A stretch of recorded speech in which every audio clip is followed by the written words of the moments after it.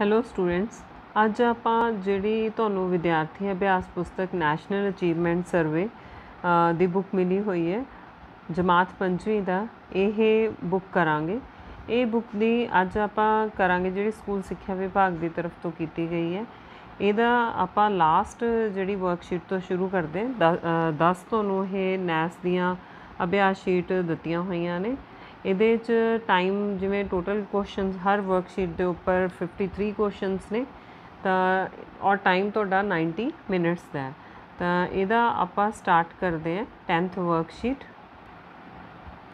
ਤਾਂ ਇਹ ਤੁਹਾਡੀ ਨੈਸ ਅਭਿਆਸ ਸ਼ੀਟ 10 ਜਿਹਦੇ 'ਚ ਪ੍ਰਸ਼ਨ ਤੁਹਾਡੇ 53 ਹੈ ਔਰ 90 ਮਿੰਟ ਟਾਈਮ ਹੈ। ਅਤੇ ਇਹਦੇ 'ਚ ਦੇਖੋ ਲਿਖਿਆ ਹੋਇਆ ਸਾਰੇ ਪ੍ਰਸ਼ਨ ਜ਼ਰੂਰੀ ਹਨ। ਹੇਠਾਂ ਦਿੱਤੇ ਪ੍ਰਸ਼ਨਾਂ ਲਈ 4 ਵਿਕਲਪਾਂ ਵਿੱਚੋਂ ਸਹੀ ਵਿਕਲਪ ਉੱਤੇ ਚੱਕਰ ਲਗਾਓ। ਤਾਂ ਪਹਿਲਾਂ ਤੁਸੀਂ ਕੀ ਕਰਨਾ, ਪੈਰਾ ਇਹ ਤੁਹਾਨੂੰ ਆਲਰੇਡੀ ਬੁੱਕਸ ਮਿਲੀਆਂ ਹੋਈਆਂ, ਬੁੱਕਸ ਦੇ ਵਿੱਚ ਤੁਸੀਂ ਦੇਖ ਲਿਓ। ਪੈਰੇ ਦੇ ਵਿੱਚ ਦੇਖੋ ਕੀ ਲਿਖਿਆ, ਉਹ ਕਹਿੰਦੇ ਪੈਰੇ ਨੂੰ ਧਿਆਨ ਨਾਲ ਪੜ੍ਹ ਕੇ ਸਹੀ ਵਿਕਲਪ ਉੱਤੇ ਚੱਕਰ ਲਗਾਓ। ਸਮੇਂ ਦੀ ਗੱਲ ਹੈ। ਅੱਜ ਅਸੀਂ ਸ਼ਹੀਦਾਂ ਨੂੰ ਇਸੇ ਕਰਕੇ ਯਾਦ ਕਰਦੇ ਹਾਂ ਕਿ ਉਹਨਾਂ ਦੇਸ਼ ਦੀ ਖਾਤਰ ਜਾਨਾਂ ਵਾਰੀਆਂ। ਰੋਜ਼ਾਨਾ ਵਾਂਗ ਰਣਜੀਤ ਸਿੰਘ ਨੇ ਅੱਜ ਵੀ ਦਾਦਾ ਜੀ ਤੋਂ ਊਧਮ ਸਿੰਘ ਦੀ ਪੂਰੀ ਕਹਾਣੀ ਸੁਣੀ ਸੀ। ਹੁਣ ਬਹੁਤ ਰਾਤ ਹੋ ਗਈ ਸੀ। ਦਾਦਾ ਜੀ ਨੇ ਰਣਜੀਤ ਨੂੰ ਸੌਣ ਲਈ ਕਿਹਾ। ਇਹ ਸੁਣ ਕੇ ਉਹ ਉੱਠਿਆ ਅਤੇ ਥਰਮਸ ਚੁੱਕ ਕੇ ਆਪਣੇ ਕਮਰੇ ਵੱਲ ਚੱਲ ਪਿਆ। ਉਹ ਆਪਣੇ ਕਮਰੇ ਵੱਲ ਜਾਂਦਾ ਹੋਇਆ ਬੜੇ ਜੋਸ਼ ਵਿੱਚ ਸੀ। ਅੱਜ ਉਸ ਨੂੰ ਅਜਿਹੇ ਸ਼ਹੀਦ ਬਾਰੇ ਜਾਣਕਾਰੀ ਮਿਲੀ ਸੀ ਜਿਸ ਦਾ ਪਾਲਣ ਪੋਸ਼ਣ ਇੱਕ ਯਤੀਮਖਾਨੇ ਵਿੱਚ ਹੋਇਆ ਸੀ। ਇੱਕ ਅਜਿਹੇ ਸੂਰਮੇ ਬਾਰੇ ਪਤਾ ਲੱਗਾ ਜਿਸ ਨੇ ਆਪਣੀ ਸਹੁੰ ਪੂਰੀ ਕਰਨ ਲਈ 7 ਸਾਲ ਦਾ ਇੰਤਜ਼ਾਰ ਕੀਤਾ ਸੀ, ਜਿਸ ਨੇ ਦੇਸ਼ ਵਾਸੀਆਂ ਉੱਤੇ ਹੋਏ ਜ਼ੁਲਮ ਦਾ ਬਦਲਾ ਲਿਆ ਸੀ। ਉਹ ਸੋਚ ਰਿਹਾ ਸੀ ਕਿ ਅਜਿਹੇ ਲੋਕ ਕਿੰਨੇ ਮਹਾਨ ਸਨ ਜਿਨ੍ਹਾਂ ਦੇਸ਼ ਖਾਤਰ ਆਪਣੇ ਘਰ-ਬਾਰ ਦੀ ਵੀ ਪਰਵਾਹ ਨਹੀਂ ਕੀਤੀ।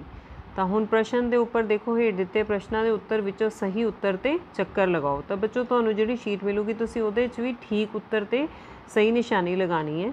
ਰਣਜੀਤ ਸਿੰਘ ਨੇ ਦਾਦਾ ਜੀ ਤੋਂ ਕਿਸ ਦੀ ਗਾਥਾ ਸੁਣੀ ਸੀ? ਸ਼ਹੀਦ ਭਗਤ ਸਿੰਘ, ਸ਼ਹੀਦ ਊਧਮ ਸਿੰਘ, ਸ਼ਹੀਦ ਕਰਤਾਰ ਸਿੰਘ ਸਰਾਭਾ ਦੀ ਜਾਂ ਸ਼ਹੀਦ ਮਦਨ ਲਾਲ ਢੀਂਗਰਾ ਦੀ। ਤਾਂ ਆਪਾਂ ਪੜ੍ਹਿਆ ਸੀ ਸ਼ਹੀਦ ਊਧਮ ਸਿੰਘ ਜੀ ਦੀ।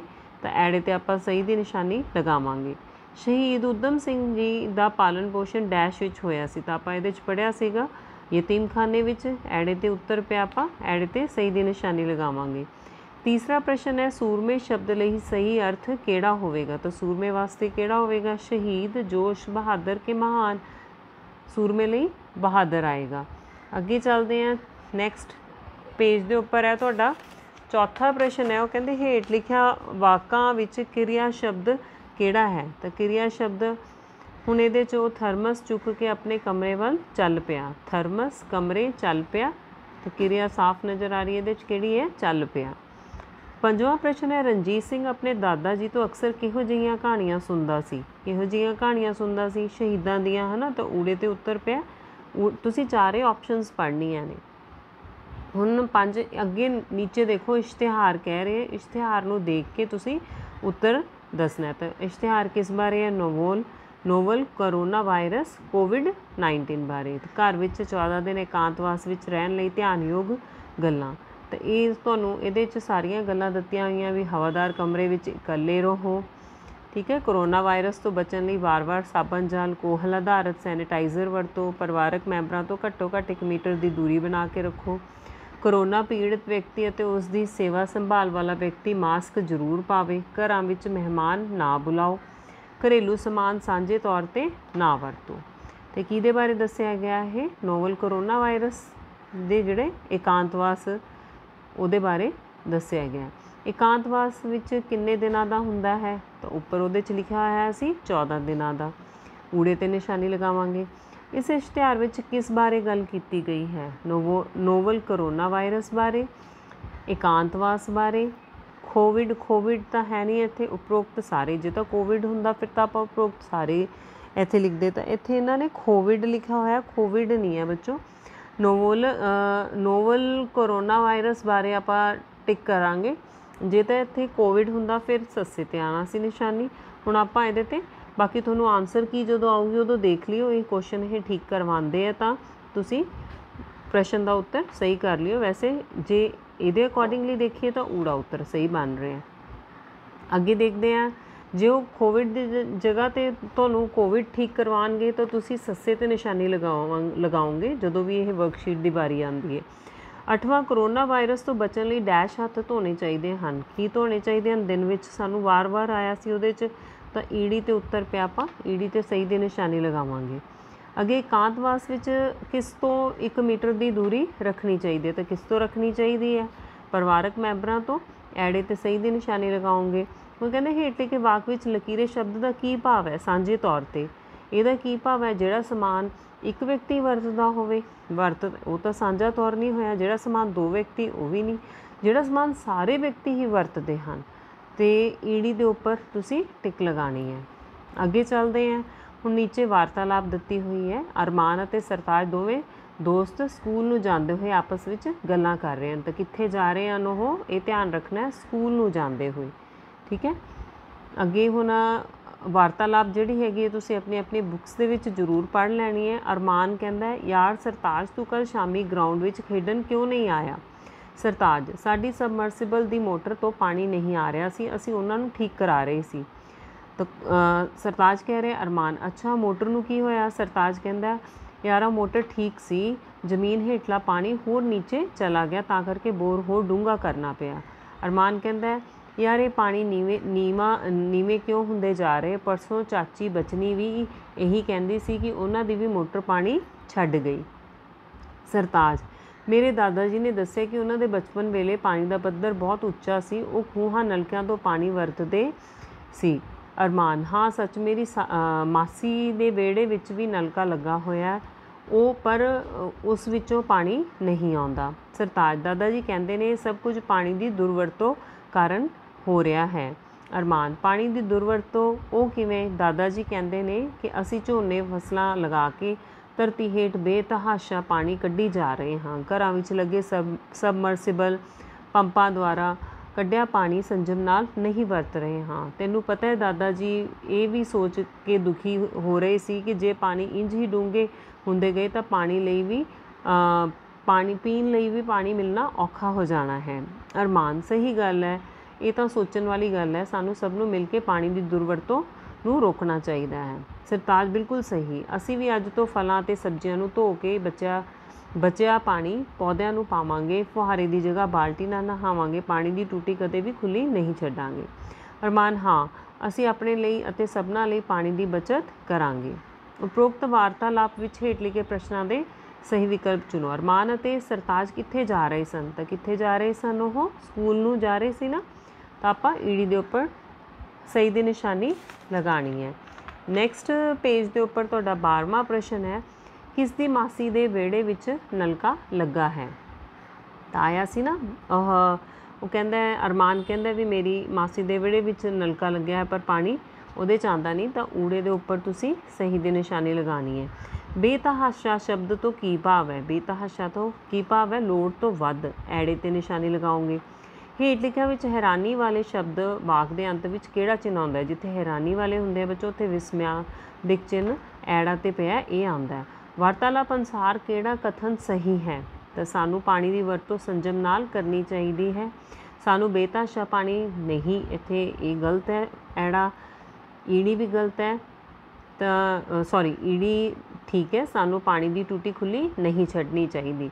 ਤਾਂ ਸੱਸਾ ਉੱਤਰ ਠੀਕ ਹੈ, ਊੜਾ ਅਤੇ ਐੜਾ ਇਹਦੇ ਈੜੀ ਦੋਨੋਂ ਆ ਗਏ ਇਹਦੇ 'ਚ। ਅੱਗੇ ਚੱਲਦੇ ਯੋਗੇਸ਼ ਨੇ ਗੱਤਾ ਕੱਟ ਕੇ ਹੇਠਾਂ ਦਿੱਤੇ ਮਾਨ ਕਾਰਡ ਬਣਾਏ, ਇਹਨਾਂ ਮਾਨ ਕਾਰਡਾਂ ਦੀ ਵਰਤੋਂ ਨਾਲ ਬਣਨ ਵਾਲੀ ਸੰਖਿਆ ਦੱਸੋ। ਤਾਂ ਬੱਚੋ ਇਹ ਸੌਖਾ ਜਿਹਾ ਹੈ, ਠੀਕ ਹੈ। ਇਕਾਈ ਦੇ ਸਥਾਨ 'ਤੇ 2 ਹੈ, 2 ਦਹਾਈ 'ਤੇ 2 ਹੈ, ਸੈਂਕੜੇ 'ਤੇ 9 ਹੈ, ਅਤੇ 1000 'ਤੇ 4 ਹੈ। ਅਤੇ ਇਹ ਸੰਖਿਆ ਬਣ ਗਈ। ਇਹ ਸੰਖਿਆ ਕਿੱਥੇ ਹੈ? ਈੜੀ 'ਤੇ ਅਸੀਂ ਈੜੀ 'ਤੇ ਟਿਕ ਕਰ ਦਾਂਗੇ। 17ਵਾਂ ਪ੍ਰਸ਼ਨ ਹੈ, ਸੰਖਿਆ ਸਾਰਣੀ ਵਿੱਚ ਦਰਸਾਈ ਗਈ ਸੰਖਿਆ ਧਿਆਨ ਨਾਲ ਦੇਖੋ ਅਤੇ ਸਹੀ ਕਥਨ ਚੁਣੋ। ਤਾਂ ਹੁਣ ਇਹਦੇ ਵਿੱਚ ਦੇਖੋ 10,000, 1000 'ਤੇ 7 ਪਿਆ, ਸੈਂਕੜਾ। ਆਪਾਂ ਦੇਖਦੇ ਹਾਂ ਆਪਸ਼ਨ 'ਚ ਕੀ ਲਿਖਿਆ, ਉਪਰੋਕਤ ਬਣ ਰਹੀ ਸੰਖਿਆ ਵਿੱਚ 2 ਦਾ ਸਥਾਨਕ ਮੁੱਲ 2 ਹੈ। ਤਾਂ ਸਥਾਨਕ ਮੁੱਲ 2 ਦਾ ਜਿਹੜਾ ਹੈਗਾ ਉਹ 200 ਹੈ, ਇਹ ਗਲਤ ਹੈ। ਤਾਂ ਊੜਾ ਆਪਾਂ ਸਹੀ ਕਥਨ ਚੁਣਨਾ ਹੈ। 7 ਦਾ ਸਥਾਨਕ ਮੁੱਲ 700 ਨਹੀਂ 1000, 7000 ਹੈ, ਐੜਾ ਉੱਤਰ ਵੀ ਐੜਾ ਵੀ ਗਲਤ ਹੈ। 6 ਦਾ ਅੰਕਿਤ ਮੁੱਲ 6 ਹੈ, ਇਹ ਠੀਕ ਹੈ। ਸਾਰੇ ਕਥਨ ਸਹੀ ਨਹੀਂ ਹਨ, ਤਾਂ ਆਪਾਂ ਈੜੀ 'ਤੇ ਟਿਕ ਲਗਾਉਣਾ ਹੈ। ਅੰਕਿਤ ਮੁੱਲ ਸੇਮ ਹੁੰਦਾ, ਸਥਾਨਕ ਮੁੱਲ ਤਾਂ ਸਥਾਨ ਦੇ ਅਨੁਸਾਰ ਹੁੰਦਾ। 18ਵਾਂ ਪ੍ਰਸ਼ਨ ਹੈ, ਰਾਜੂ ਕੋਲ ਹੇਠ ਦਿਖਾਏ ਅਨੁਸਾਰ ਸੇਬਾਂ ਦੇ ਟੋਕਰੇ ਹਨ, ਜਿਨ੍ਹਾਂ ਵਿੱਚ ਹੇਠ ਦਿਖਾਏ ਅਨੁਸਾਰ 576 ਸੇਬ ਹਨ। पर राजू हरेक टोकरे विच बराबर सेब रखना चाहुंदा है। बराबर बराबर सेब रखण लई किन्ने आउणगे? टोकरियां बच्चों टोकरे किन्ने ने? 1 2 3 4 5 6 6 ते 6 12। सेब किन्ने ने उहदे कोले? 576। तो तुसीं की करना? 576 नूं 12 ते वंड देना। 12 चौक 48, इत्थों बचे 17 चों इधरों 8 बचे 9, 96 हो गए। तो 12 8 96। तो किन्ने किन्ने हर टोकरी दे विच सेब होणगे? 48। तो 48 अपने कोले सस्से ते पिया, आपां सस्से ते टिक लगा दांगे। अगे चलते हैं 19वें प्रश्न ते। गुरनेक नूं अज इन्ने बोनस मिलिया जिस विच उसने हेठां दिखाया समान खरीदिया। गुरनेक ने किन्ने रुपए खर्च किए?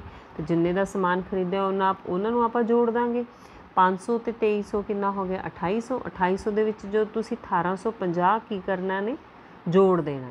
तो जो बच्चों ये तुसी जोड़ दोगे तुहाडे कोल की आ जाऊगा? 5 8 ते 8 16 2 3 4650 आ गया। तो ईडी उत्तर तुहाडा सही आ जाऊगा। अगे चलते हैं। प्रीति ने एक चॉकलेट नूं 3 बराबर हिस्सों में वंड के एक हिस्सा अपनी भैन ते एक अपने भरा नूं दे दिता। एक हिस्सा आप रख लिया। प्रीति नूं किन्नवां हिस्सा चॉकलेट मिलिया? आ वाला हिस्सा प्रीति का हो गया। तो ये कितना हिस्सा हो गया? 1/3। 1/3 कह सकते हैं। तो 1/3 अपना पिया ऐड़े ते ऐड़ा उत्तर सही हो जाऊगा। अगे 21वां प्रश्न है। दिते हुए चित्र विच रंगे भाग की तुल भिन्न नूं दर्शा रहा चित्र चुनो। तो हुण तुसीं रंगे भाग देखो, जिहड़ा नीले है 6 है, ये भी जे गिनोगे तुसीं 1 2 3 4 5 6, ये भी 6 ने। 6 ते 6 12, 12 तो रंगे हुए हिस्से ने।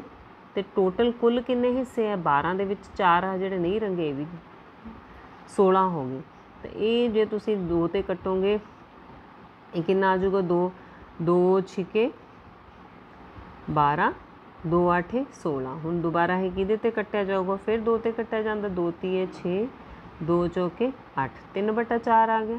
ठीक है, ये तो कुल आ गया। जे आपां हुण रंगे हुए हिस्से इहदे च तुसीं कर दिओ 6 का कढ़ दिओ, एक रंग का ही नीले का ही कढ़ लो। 6 बटा कुल किन्ने हिस्से है? 16। तो ये तुसीं जे करोगे कटोगे 2 नाल, 2 3 6 2 8 16। ठीक है, इस तरीके नाल हरे वाले का भी 3/8 बन जूगा। तो ये वाली रेशो के अकॉर्डिंगली इत्थे देखो तुसीं ऐड़ा उत्तर ऐड़े दे विच 3 ही नीले ने, 3 ही आह है, तो कुल जिहड़े हैगे 8 बनते पे है। तो ऐड़ा उत्तर सही आ जूगा। अगे चलते हैं अगले प्रश्न ते। राणी अते गीता नूं उन्हां दे मम्मी जी ने हेठ दित्ती अलमारी दे अद्धो अध खाने साफ करन लई कहा। गीता वालों साफ किए गए खानों की भिन्न का दशमलव रूप। तो दशमलव रूप करना हुण अद्धे है 6 चों अद्धे 3 होए, 3/6, 3/6 1/2 बन जूगी भिन्न। जे इनू दशमलव रूप च करांगे, जो तुसीं 1 नूं 2 नूं भाग 1 नूं 2 ते भाग करोगे तो 0.5 आ जाऊगा उत्तर। ऐड़ा ते निशानी ला देंगे। अगे चलते 23वें प्रश्न ते। हेठां दित्ती ग्रिड के रंगदार भाग की भिन्न का दशमलव रूप दसो। तो रंगदार भाग जे इधर नूं गिनते हैं 10 है, इधर नूं भी 10 है। तो कुल हिस्से किन्ने हैं? 100। रंगदार भाग किन्ना है? 10 ते 10 20 ते 9 29। 29। तो यदा दशमलव रूप की आ जाऊगा? 1 2 है 1 2। तो जिहड़ा हैगा 0.29। तो 0.29 जिहड़ा हैगा ईडी ते पिया, असीं ईडी ते टिक कर दांगे। अगे 24वां प्रश्न। हेठ दिता अंग्रेजी वर्णमाला का किहड़ा अखर समकोण दर्शा रहा है? समकोण नूं आपां 90 डिग्री भी कहने हैं बच्चों। 90 डिग्री का कोण किहदे च बनदा पिया? इहदे च ऊड़े ते। तो ऊड़े ते असीं टिक कर दांगे ई दे विच। अगे 25वां प्रश्न। अंग्रेजी वर्णमाला के अखर W नूं 180 के घुमान ते किहड़ी आकृति प्राप्त होवेगी? तो 80 तो घुमान ते जो इत्थों जिहड़ा हैगा पूरी इस तरीके नाल घुम जूगी। तो जिहड़ा W है वो की हो जूगा? नीचे की तरफ बन जूगा, इहदा M बन जूगा। तो ईडी उत्तर अपने कोले आ जूगा। अगे चलते हैं 26वें प्रश्न। हेठ दिते जाल की वरतों नाल किस तरह की आकृति बन रही है? तो ये गोल दिता होया, हुण देखो घन भी नहीं बनूगा, घनाव भी नहीं बनूगा। शंकु वास्ते भी त्रिभुज चाहिए सी। सिलेंडर बनूगा, आपां सस्से दे उपर टिक कर देंगे। 27वां प्रश्न है। जे नक्शे विच 1 सेंटीमीटर जमीन ते 100 किलोमीटर दिखाता है तो 500 किलोमीटर की दूरी किन्ने सेंटीमीटर नाल दिखाई जाएगी? तो 100 के लिए 1 सेंटीमीटर, 500 लिए 5 सेंटीमीटर। ऊड़ा उत्तर आ जाऊगा। ਅੱਗੇ 28ਵਾਂ ਪ੍ਰਸ਼ਨ ਹੈ, ਹਰਜੀਤ ਨੇ ਕਣਕ ਤੋਲਣ ਲਈ ਤੱਕੜੀ ਦੇ ਇੱਕ ਪਾਸੇ ਕਣਕ ਰੱਖੀ ਅਤੇ ਦੂਜੇ ਪਾਸੇ 500 ਗ੍ਰਾਮ 200 ਗ੍ਰਾਮ 200 ਗ੍ਰਾਮ ਅਤੇ 100 ਗ੍ਰਾਮ ਦੇ ਵੱਟੇ ਰੱਖੇ। ਤਾਂ ਇਹਨਾਂ ਗ੍ਰਾਮਾਂ ਨੂੰ ਤੁਸੀਂ ਸਾਰਿਆਂ ਨੂੰ ਜੇ ਜੋੜ ਦੋਗੇ, ਜੋੜ ਕੇ ਤੁਹਾਡੇ ਕੋਲੇ ਕਿੰਨਾ ਆ ਜਾਊਗਾ, 500 ਤੇ 200 700, 700 ਤੇ 200 900, 900 ਤੇ 100 1000 ਬਣ ਗਿਆ। ਤਾਂ 1000 ਜਿਹੜੇ ਗ੍ਰਾਮ ਹੈ ਉਹ 1 ਕਿਲੋਗ੍ਰਾਮ ਦੇ ਬਰਾਬਰ ਹੁੰਦੇ ਆ। ਸੱਸੇ ਤੇ ਟਿਕ ਲਗਾਣੀ ਹੈ। ਅੱਗੇ 29ਵਾਂ ਪ੍ਰਸ਼ਨ ਦੇਖੋ, ਇੱਕ ਬਾਲਟੀ 30 ਲੀਟਰ ਇਹਦੇ 'ਚ ਪਾਣੀ ਜਿਹੜਾ ਹੈਗਾ ਪੈ ਜਾਣਾ। ਤਾਂ ਉਹ ਕਹਿੰਦੇ ਸਹੀ ਉੱਤਰ ਚੁਣੋ। ਤਾਂ ਹੁਣ ਸਹੀ ਤੁਸੀਂ ਨੀਚੇ ਦੇਖੋ ਧਿਆਨ ਨਾਲ, 5 ਲੀਟਰ ਜੇ 5 ਦੇ ਕਿੰਨੇ ਨਾਲ 30 ਬਣੂਗਾ, 5 6 30 ਹੁੰਦਾ ਤਾਂ 6 ਮੱਗ ਜਿੱਥੇ ਤੁਸੀਂ ਉਹਦੇ 'ਤੇ ਟਿਕ ਲਗਾਓਗੇ, ਈੜੀ ਉੱਤਰ ਸਹੀ ਆਊਗਾ। 30ਵਾਂ ਪ੍ਰਸ਼ਨ ਹੈ, 30ਵੇਂ ਪ੍ਰਸ਼ਨ ਦੇ ਵਿੱਚ ਕਹਿੰਦਾ ਲਵਪ੍ਰੀਤ, ਮਨਵੀਤ ਅਤੇ ਸੁਖਦੇਵ ਨੇ ਪੰਜਾਬੀ ਵਿਸ਼ੇ ਦਾ ਕੰਮ ਇਕੱਠਿਆਂ ਸ਼ੁਰੂ ਕੀਤਾ। ਲਵਪ੍ਰੀਤ ਨੇ 135 ਮਿੰਟ, ਮਨਵੀਤ ਨੇ 2 ਘੰਟੇ, ਮਤਲਬ 1 ਘੰਟੇ 'ਚ 60 ਮਿੰਟ ਹੁੰਦੇ ਆ ਤਾਂ 120 ਮਿੰਟ ਹੋ ਗਏ ਇਹਦੇ, 90 ਮਿੰਟ ਸੁਖਦੇਵ ਨੇ। ਇਹਨਾਂ ਵਿੱਚੋਂ ਕਿਹੜਾ ਕਥਨ ਸਹੀ ਹੈ? ਸਭ ਤੋਂ ਪਹਿਲਾਂ ਲਵਪ੍ਰੀਤ ਨੇ ਕੰਮ ਖਤਮ ਕੀਤਾ। ਤਾਂ ਲਵਪ੍ਰੀਤ ਨੇ ਤਾਂ ਸਭ ਤੋਂ ਵੱਧ ਮਿੰਟ ਲਾਏ, ਇਹਨੇ ਨਹੀਂ, ਇਹ ਗਲਤ ਹੈ। ਸਭ ਤੋਂ ਪਹਿਲਾਂ ਮਨਵੀਤ ਨੇ ਕੰਮ ਖਤਮ ਕੀਤਾ। ਤਾਂ ਮਨਵੀਤ ਜਿਹੜਾ ਹੈਗਾ, ਮਨਵੀਤ ਨੇ ਵੀ 120 ਘੰਟੇ, ਇਦੋਂ ਘੱਟ ਤਾਂ ਸੁਖਦੇਵ ਨੇ ਲਗਾਏ ਹੈ। ਸਭ ਤੋਂ ਪਹਿਲਾਂ ਸੁਖਦੇਵ ਨੇ ਕੰਮ ਖਤਮ ਕੀਤਾ। ਤਾਂ ਈੜੀ ਉੱਤਰ ਸਹੀ ਹੈ। ਤਿੰਨਾਂ ਨੇ ਬਰਾਬਰ ਸਮੇਂ ਵਿੱਚ ਕੰਮ ਖਤਮ ਕੀਤਾ, ਇਹ ਵੀ ਗਲਤ ਹੈ। ਤਾਂ ਆਪਾਂ ਈੜੀ 'ਤੇ ਟਿਕ ਕਰ ਦਾਂਗੇ।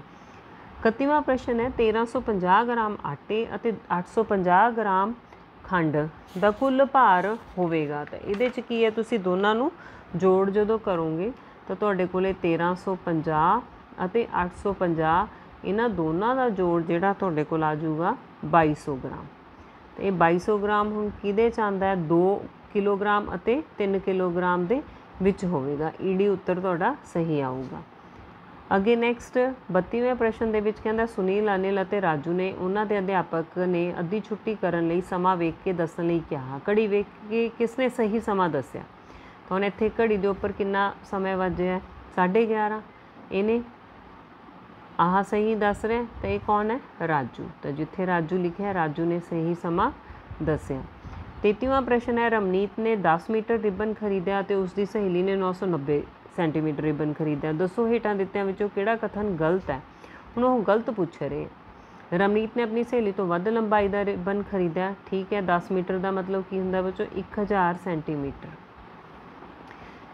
ਰਮਨੀਤ ਨੇ 1000 ਸੈਂਟੀਮੀਟਰ ਰਿਬਨ ਖਰੀਦਿਆ, ਇਹ ਵੀ ਸਹੀ ਹੈ। ਰਮਨੀਤ ਦੀ ਸਹੇਲੀ ਨੇ ਰਮਨੀਤ ਤੋਂ 10 ਸੈਂਟੀਮੀਟਰ ਰਿਬਨ ਘੱਟ ਖਰੀਦਿਆ, ਇਹ ਵੀ ਠੀਕ ਹੈ। 990 ਜਿਹੜਾ ਹੈਗਾ 10 ਘੱਟ ਹੈ। ਰਮਨੀਤ ਦੀ ਸਹੇਲੀ ਨੇ 9 ਮੀਟਰ 9 ਸੈਂਟੀਮੀਟਰ ਰਿਬਨ ਖਰੀਦਿਆ, ਸੱਸਾ ਗਲਤ ਹੈ। 9 ਸੈਂਟੀਮੀਟਰ ਨਹੀਂ ਸੀ ਆਉਣਾ, ਇੱਥੇ 90 ਸੈਂਟੀਮੀਟਰ ਆਉਣਾ ਸੀ। 34ਵਾਂ ਪ੍ਰਸ਼ਨ, 15 ਤੋਂ ਬਾਅਦ ਦੀ ਅਗਲੀ ਤਿਕੋਣੀ ਸੰਖਿਆ ਦੱਸੋ। ਤਾਂ ਦੇਖੋ ਇੱਥੇ 2, ਇੱਥੇ 3, ਇੱਥੇ ਕਿੰਨੇ ਹੋ ਗਏ 4, ਇੱਥੇ ਹੋ ਗਏ 5, ਅਤੇ ਇੱਥੇ ਨੀਚੇ ਕਿੰਨੇ ਹੋ ਜਾਣਗੇ 6। 15 ਵਿੱਚ ਤੁਸੀਂ ਕੀ ਕਰਨੇ ਆ, 6 ਜੋੜ ਦੇਣੇ ਆ ਹੋਰ। 15 ਅਤੇ 6 ਕਿੰਨੇ ਹੁੰਦੇ 21, ਈਡੀ ਉੱਤਰ ਆ ਗਿਆ 21 ਆ ਜਾਊਗਾ ਇਹਦਾ।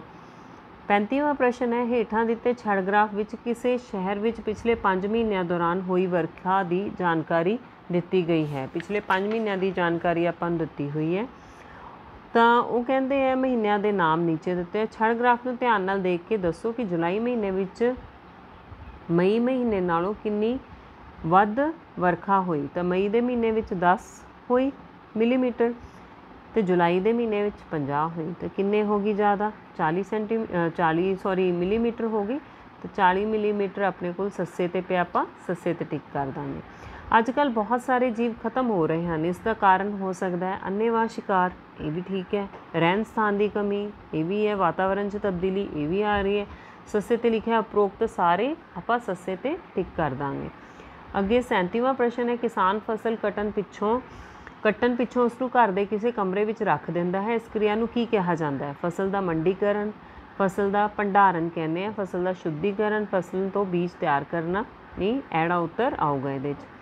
38ਵਾਂ ਹੈ, ਸੁਖਨ ਦੇ ਪਾਪਾ ਜੀ ਆਪਣੇ ਘਰ ਦੇ ਵਿਹੜੇ ਵਿੱਚ ਫਲਾਂ ਸਬਜ਼ੀਆਂ ਦੇ ਛਿੱਲੜ, ਰੁੱਖਾਂ ਦੇ ਪੱਤੇ ਅਤੇ ਪਸ਼ੂਆਂ ਦੇ ਗੋਬਰ ਦੀ ਸੰਭਾਲ ਲਈ ਟੋਆ ਪੁੱਟ ਲੈਂਦੇ ਹਨ।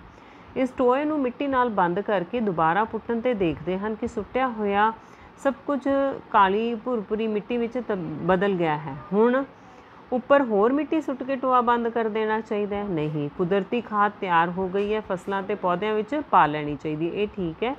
इस टोए विच सीमेंट ते बजरी, ये भी गलत है। पिंड के सरपंच नूं बुला के सलाह लै लैनी चाहिए, तो ऐड़ा उत्तर आऊगा, ऐड़े ते असीं टिक करांगे।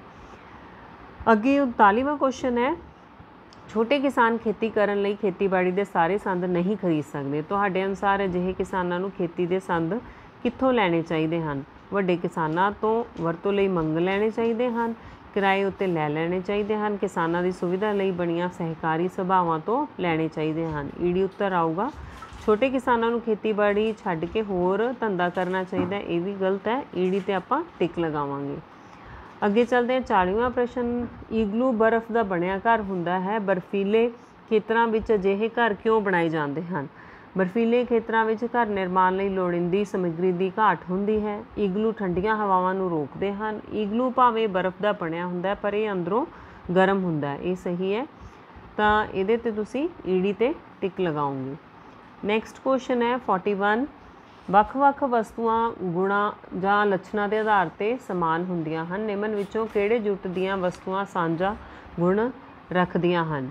टमाटर, मिर्च, गाजर। तो ये तिने इको गुण रखदियां ਹਨ। अंब, मेज, बैंगन, ये मेज नहीं हुंदा। इहदे च अंब, केला, टैलीविजन का अलग गुण है। रेडियो, रुख, कुर्सी, ये भी अलग अलग है। तो ऊड़ा उत्तर सही है, ऊड़े ते टिक करना है। अगे नैक्सट क्वेश्चन है, सोनू 40 साल पुराने विआह समागम की दिख ते रीति रिवाजों बारे जानकारी इकट्ठी करनी चाहुंदा है, तो उसनूं की करना चाहिए? अपने दादा जी नूं उन्हां दी जवानी वेले होए विआह दा अखी ढिड्डा हाल सुनाउण लई कहना चाहिए है।